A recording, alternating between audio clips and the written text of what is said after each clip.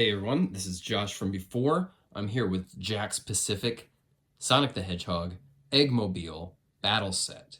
This one's a little outside the realm of my normal reviews. This was a birthday gift from my girlfriend. She is awesome. This set is awesome. 20 pieces here out of the box. You've got Robotnik's flying pod and all these pieces that you can configure different assemblies of his signature vehicle. The 90s, if you weren't there, it was a big moment for video game villains and flying pods.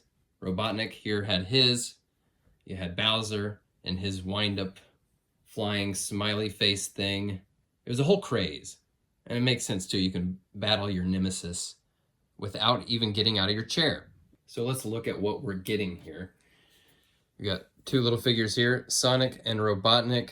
There's not a lot to them. They've got these hinged joints that rotate at the hips and shoulders.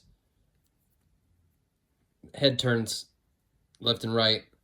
Sonic here, he's kind of weird, like his feet, the bottom of his feet don't exactly line up flush, so like standing him, it's weird. You can see one leg is like significantly longer. Robotnik here has this same thing, these hinged joints that rotate. Got little grooves here where the legs and arms can get a little more flush with the body for if he's sitting or if he's got his arms down at his side. Head moves there. This is awesome. You know, this right here, this is pretty awesome. You know, every time I go into Target, Jakks Pacific almost gets me with the Sonic and the Mario stuff. It looks just like the kind of things I wish I had as a kid, but they were just never made. This set right here in particular, this is on my short list of toys that were never made when I was a kid, but I would have just absolutely killed for. We didn't have Sonic toys. I think maybe there were like Happy Meal toys at one point, but that's not quite the same, right? I put this on the list with a Playmates Armagon, a Kenner Scolari Brothers, and the canceled second wave of Earthworm Jim figures had a Professor Monkey for a head that was supposed to come out. It never got released. I think I'm a firm believer that would have been one of the all-time great action figures. So Robotnik's pod here, it's got a chair, it's got a steering wheel that turns here. It's got this big peg sticking up. And the idea is you can configure all these different versions of the Robotnik pod, and when you push this windshield down, it will eject everything that you have attached. And this post here will pop out, ejecting Robotnik from the pod. A really great fun feature. I will configure these. The pod is designed to plug into this stand that comes with it. The stand has a little bit of movement that way, and it has this little handle on the back, and the idea is you can kind of have him dodging from side to side if you're maybe trying to get Sonic to hit him 3 times, and in the boss battle you can have him float out of the way a little bit. So we'll get the doctor sat up in there, and here he is in just the basic model. Usually he's coming in with some kind of contraption attached, and then once you hit him 3 times, the contraption falls off and he flies away in just the bare bones pod here. But of course we want to see this thing kitted out with some of his weapons. So we'll start here with this wrecking ball. Just got that classic grid pattern. It's hanging from a chain. All this stuff, very, very plasticky, no paint on it. In fact, on the box here, you can see there's quite a bit of paint on it, and it does look like metallic chrome or silver. And this is just bare bones plastic.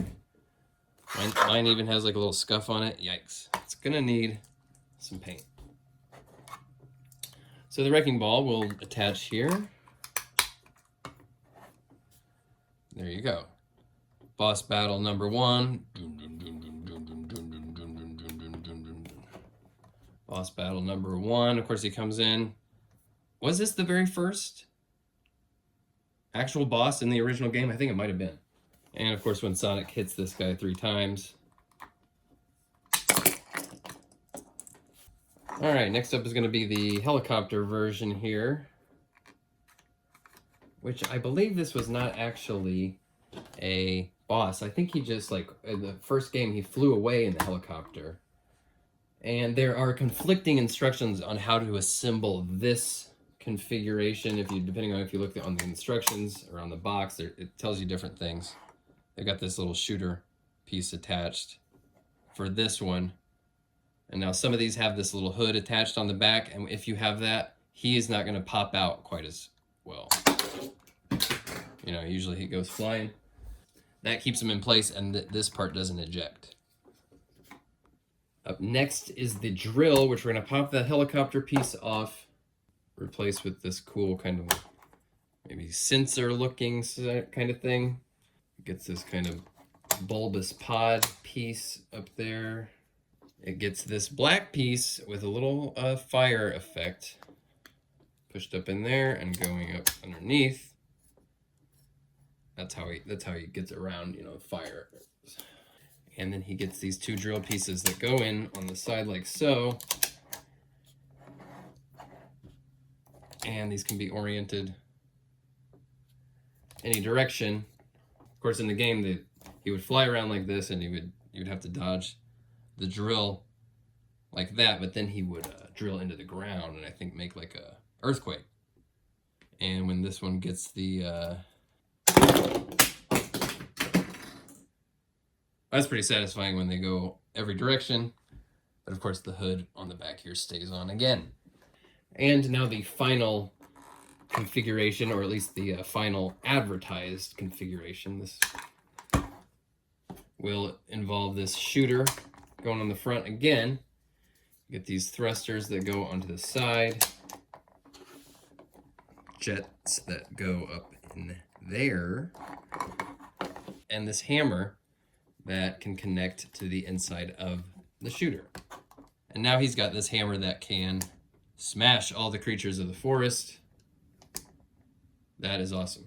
Now those are all the advertised configurations. Of course, you could go even crazier. You can put the helicopter on this. You could put the wrecking ball on it too. You could totally kit them out with every piece possible, or almost every piece possible. Ah, damn. You know, you can have half rocket, half drill, hammer, helicopter with the wrecking ball attached. You can do whatever you want. Fun factor, very, very high. This really is, I mean, other than the paint being not great, and this is for kids, frankly, so, you know, it is what it is. Fortunately, they've done us a favor in that a lot of these elements are raised. The hazard arrows here, these are raised, so that's going to be that much easier to just put some painter's tape over that, X-Acto, that exact shape, to cover that, and then hit this with some chrome metallic spray paint maybe. Get this thing looking just a little bit more polished. This is great. I'm not going to start collecting the Jakks specific stuff. This is just a great piece to have. Always been a fan of the Robotnik flying pod thing, and the different ways that he would dress it up for the boss battles. This thing really, really delivers on something that I've been wanting for like 30 years. So well done, Jakks Pacific. I think this whole set's $40. 20 pieces for $40. That's a lot of bang for your buck, I think.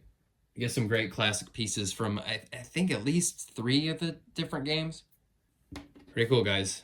I've been on the fence for a long time, and now having this in hand, I'm absolutely delighted with it, and I'm glad I held out. They almost got me with the Robotnik mech. Maybe I still go in for that one. I could have that too. Not feel too bad about it. I'm sure I'll be back with something a little more familiar, you know, probably something McFarlane. This is a little outside the normal wheelhouse, but very fun to look at. I would recommend this if this is up your alley. I would highly recommend picking it up. Very fun, very fun. All right, guys. Thanks for watching. Peace out.